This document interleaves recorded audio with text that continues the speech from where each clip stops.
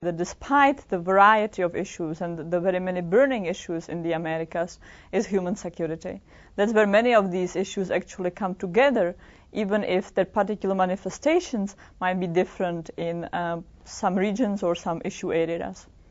The core of these particular manifestations of human insecurity is the weakness of the state, the limited presence of the state or its altogether absence, as well as the unresponsiveness of the state.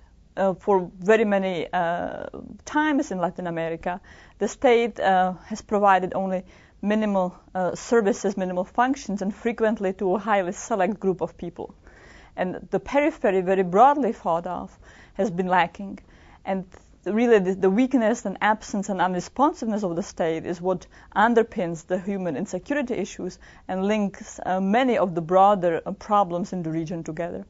There are two important issues that the Obama administration and the president himself can address at the summit. One is stressing the importance of Latin America to the U.S. and a robust engagement of the U.S. in a way that differs from the Bush administration, and that really embraces the aspirations of the people and recognizes the primary issues like poverty, like inequality, like the rise of crime. And really changing the way that the U.S. thinks and talks about the region.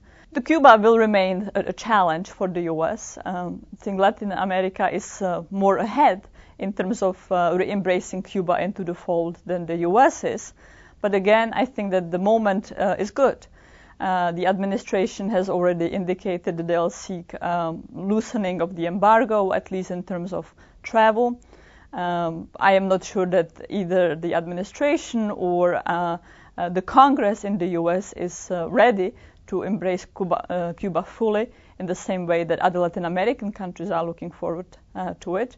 But finally, there'll be some engagement, diplomatic engagement between the U.S. and Cuba, at least in the multilateral context, if not in a bilateral context.